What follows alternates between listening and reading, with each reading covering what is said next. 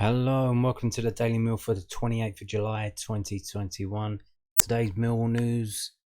It's finally happened. The tickets have been released. These tickets, the ones to QPR, the first game of the season that a lot of you want to get to. And I told you yesterday that they were going to let us have upper and lower, and lo and behold, it has come to pass. So they will be on sale tomorrow, but there are restrictions, not COVID restrictions, none of that stuff.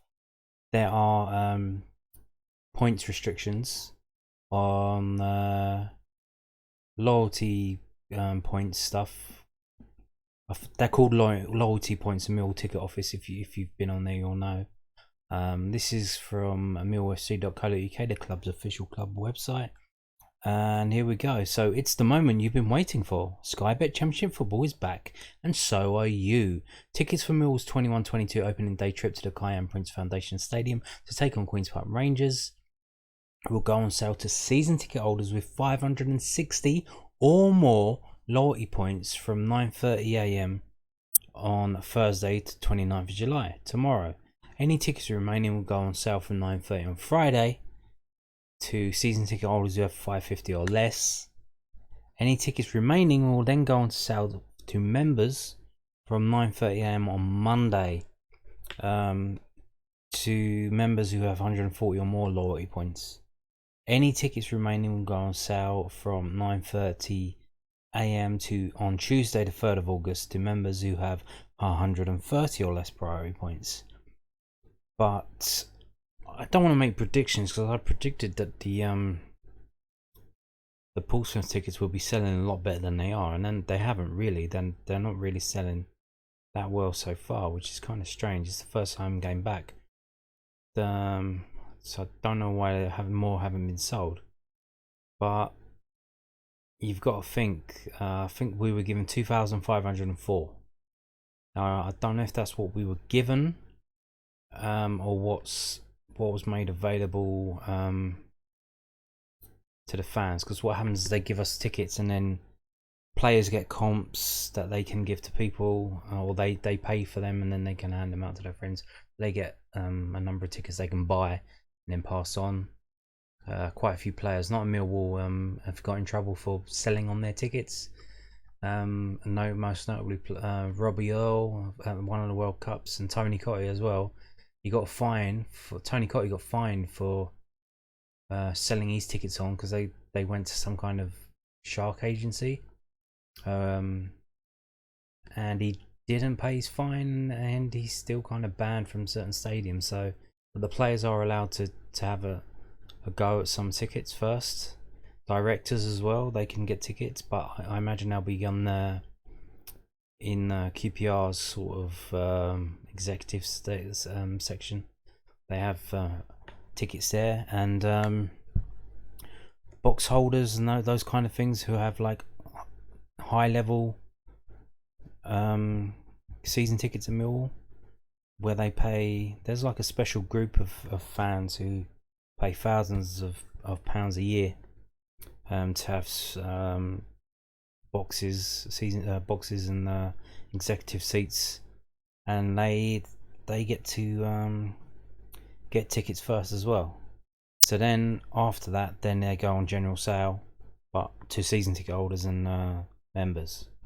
So I don't know if we got 2,504 before everyone's dipped their hands in, or those are the ones that are now on sale to season ticket holders and members. But they did give us both upper and lower tier, and the prices are down here, as you can see. So school end upper tier gold, and there's restricted views. You want to save £2 and sit behind a metal pillar. I can't see how that's only a £2 difference when you got crane lean over to one side and do your backing. Upper tier silver, I think they're the ones that are right in the corner. I'm not too sure. But yeah, so they're slightly cheaper. And then lower tier silver, £28. So yeah, I imagine that's That's the work, because the upper tier silver is the same price as lower tier silver, so I imagine that's bang in the corner now. So there you go. Tickets will go off sale. Oh yeah, we have an allocation of 2,504 tickets. Tickets will go off sale at 2 p.m. on Friday the 6th of August. But like I said, I don't want to make predictions, but I'm pretty sure they're gonna go before they get to members, probably. Although I did think that the Portsmouth game would be selling better than it is, but it isn't. But this is the game that everyone's waiting for. This is the game. If you are a season ticket holder and you want to, if you're on the cusp, if you're on 545 points and you want to bump yourself up, here's a little tip for you. If you do buy a ticket to the Portsmouth game, you will get 10 loyalty points. So if you do that before you try and buy a QPR ticket, you could get bumped up and be available to buy it a day earlier. So there you go. I know that because I looked into my account and I only have 70 points. So there you go. I'm not very loyal to you. I'm not very loyal. I do have 70 points as a member. So I don't think I've got any chance of getting a ticket here. But if you are a season ticket holder, you can get your tickets from tomorrow if you have got 560 more loyalty points. If you've got less than that, you've got the whole weekend. So that's why I don't think they'll go to members, because season ticket holders have the whole weekend basically. Some can get in the queue tomorrow, at the front of the queue tomorrow. Then the rest of the season ticket holders, all 7,000 of them, have got Friday, Saturday and Sunday to sort out getting their tickets. So I don't know, 7,000 season ticket holders and we've got 2,504 tickets. I think they will all go to season ticket holders, so and it would be good to have a full house of Mill fans in the away corner cheering on the Millwall. Yeah, so finally we have the news, and you can see here the views that this page has got, 4,095. So double the amount of actual tickets that are available. So that may be some indication of the people that are interested in buying tickets. 4,000, could it be 4,000 people are interested in buying tickets? It could be. So we'll see how it goes. But if it does get to members, then there may be something happening. If these don't sell very well, along with the we did finally sell out the Gillingham tickets. We did sell all of 700. The Ipswich tickets, I'm pleased to announce, seem to not be selling very well at all. I checked on the Millwall ticket website. They said the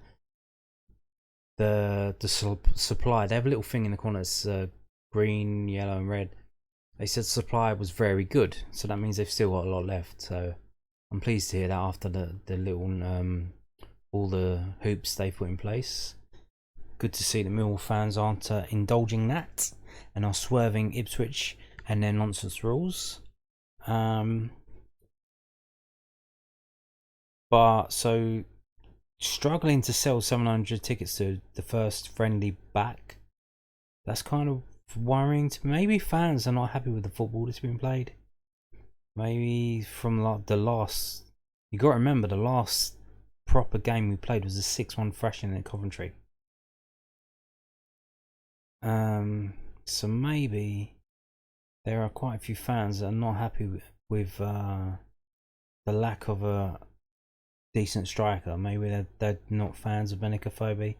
He hasn't scored in pre-season yet.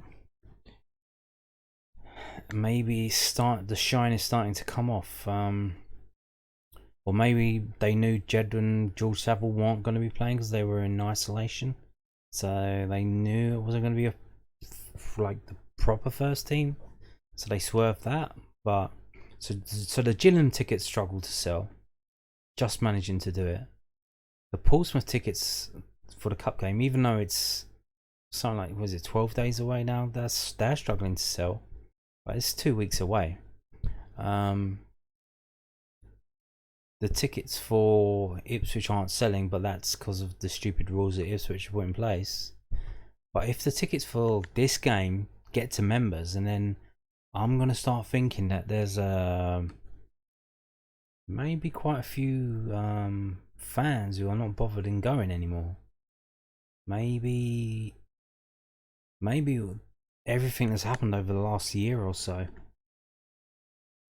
maybe have put things in perspective, and maybe they think maybe it's more important to spend time with my family, spend time at home. Maybe they feel differently about football now, with everything that's going on, especially at the Euros and stuff like that.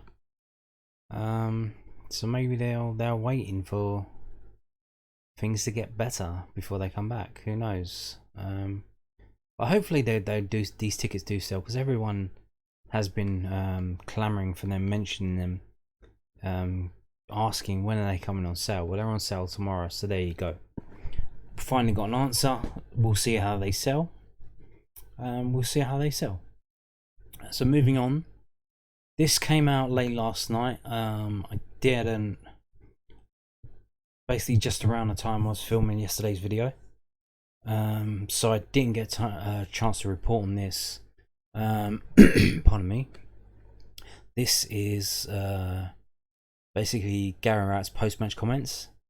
This is from londonnewsonline.co.uk, which is South London Press's online website, and it says Millwall boss Gary Rowetts gives his verdict on performance at Gillingham and brilliant travelling fans.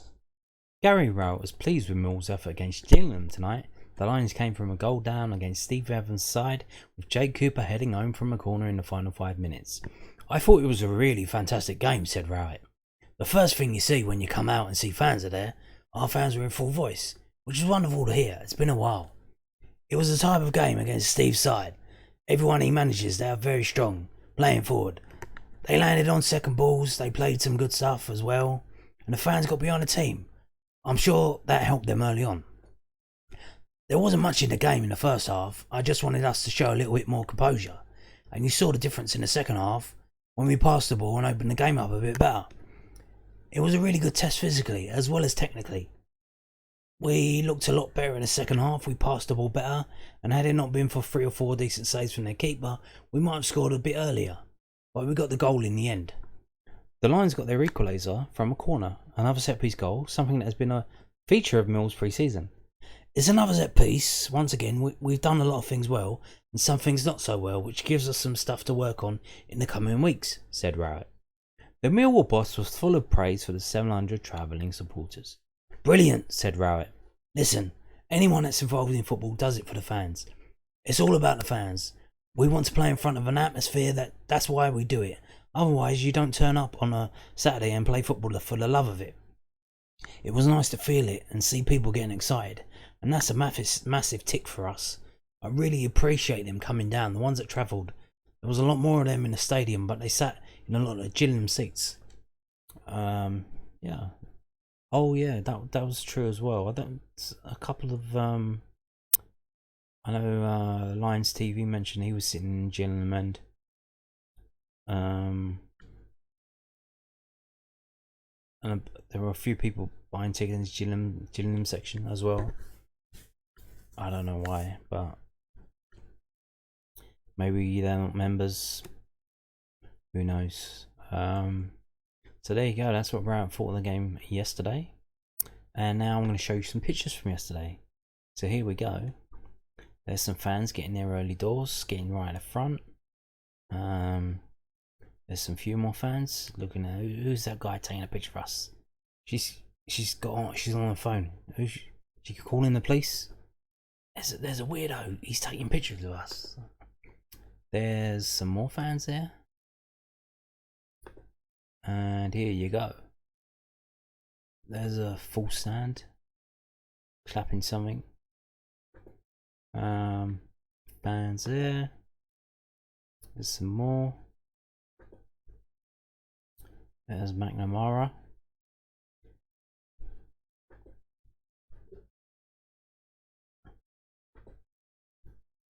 More fans. The red kit from last season there. Here's the new kit hanging up in the dressing room. Looks good, doesn't it? Hasn't got the names on yet though. Got the numbers on. Hasn't got the names on the back. Imagine it's because they came in pretty late. Just got the sponsors on though. There they go. That looks good now. Although I gotta say, seeing it like this in it does look a bit Preston North Endish, no? Kind of. But there you go. So there's Ryan Leonard getting involved. Second game back for him. There's Tom Bradshaw, Ben Thompson, Danny McNamara, Scott Malone, man of the match apparently yesterday. Tom Bradshaw again, trying to get a shot on target, which didn't happen until the 79th minute. Still tickles me that. Danny Ballard there.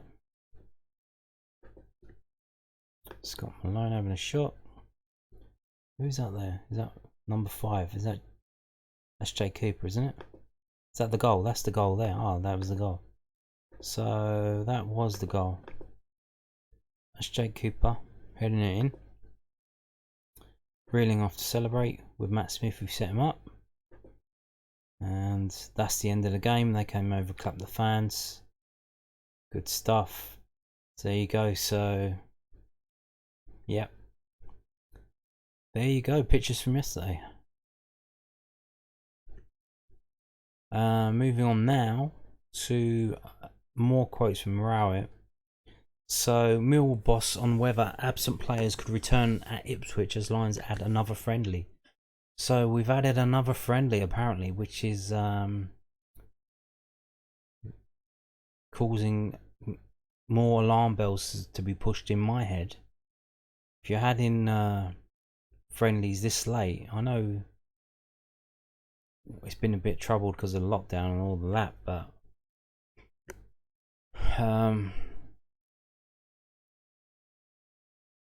I imagine hopefully this isn't about fitness.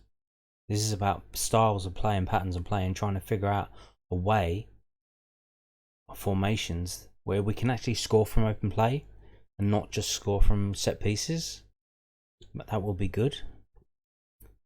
That would be good if some of our strikers could actually score. Maybe if we play the first team against Fisher and we get Phoebe, Bradshaw and Bodvarsson score hat-tricks a piece, maybe that will jog something in their latent memories on how to score goals. Who knows? So this is from news@den.co.uk. And they say, Gary Rowetts hopes to have players back for Mill's last open doors pre-season friendly against Ipswich at Portman Road on Saturday. George Saville returned for the 1-1 draw against Gillingham on Tuesday evening, but Jed Wallace, Sean Hutchinson and Mikel Keftenbeld weren't involved. Rowett alluded to Mill being affected by the ping-demic after the game. All have a chance, Rowett said. A little bit like Sav today, and Mason came on in the last game, having trained only once after missing 10 days. I don't really need to go into much detail why. And then Sav was the same, he trained for 1 day, but I just wanted to get him out there. Jared has got a little bit of a rib injury, so he's another one that's going to miss. Keftenbeld, Hutchinson, we've got 4 or 5 players to come back in the side, but I think a lot of teams are going to be in the same boat, missing players. Hopefully we get them all out of the way before the season starts. They might be able to play some part at Ipswich, but again it depends on how well those players come back in training as to whether we take the gamble to play them or leave them. We've got another game in a week that we've organised just to get some match minutes, and I think a lot of the players might need that. So it seems what he's saying there, that's just for match fitness again. Gary, you need to figure out a way. You need to stop chopping and changing players. Figure out a first choice 11, the best players play, and figure out a formation where they play well. And then if you need to change players because players are injured, figure that out as well. It really isn't that hard. So it's called a depth chart. They use it in the NFL. This is our first choice quarterback, second choice quarterback, third choice quarterback. This is our first choice wide receiver, second choice, third choice. Figure it out. Figure it out. It's not rocket science, mate. And figure out how we can play those players where we can score goals from open play and from set pieces, which will help us win games in the league.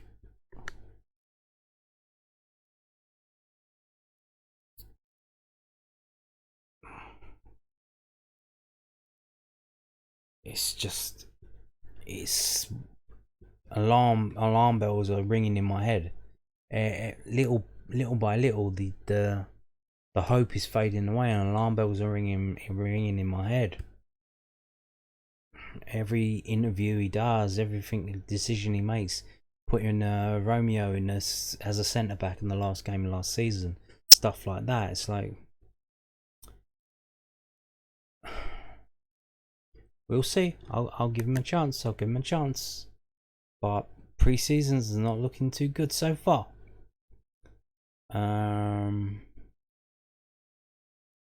We'll see. So it appears that friendly is this midweek before the Ipswich game. One would assume. So we've got the Ipswich game on the 31st. And then we're going to have a game between then.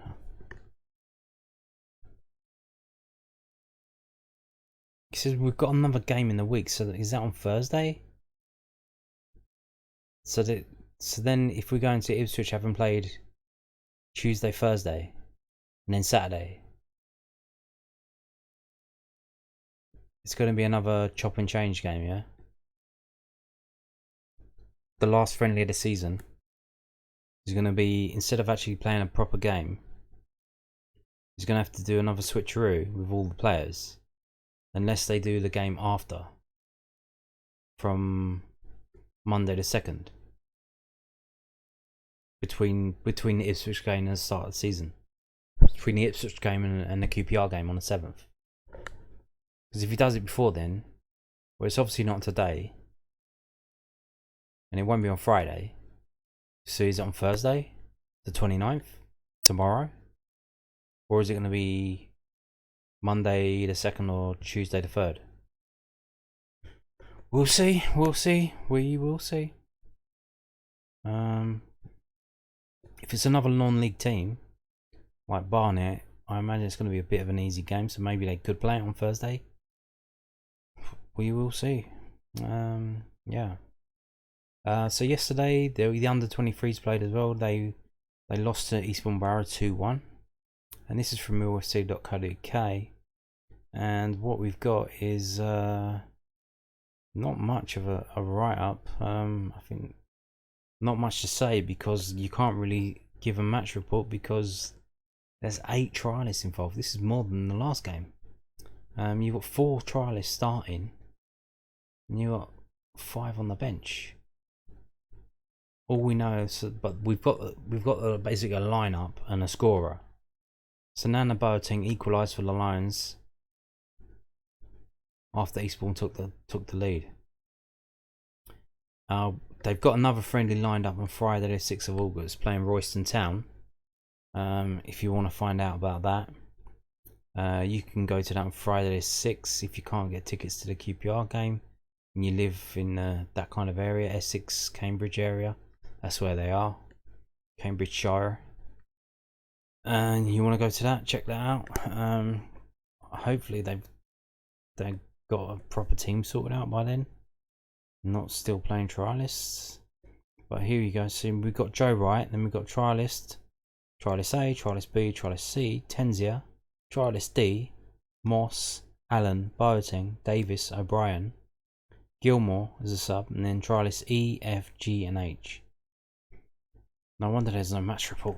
Can you imagine how that would be? Player B crossed in to player C, who headed it over. Yeah, so we'll see how they get on next week. They've got a game on the 6th, and not much to talk about if half the players aren't known. I did see online, I don't know if this is a rumour or something, that Abdul Malik, who should be playing this game but isn't because he's rejected his Mill contract and isn't playing for Mill anymore, was looking for a new contract elsewhere.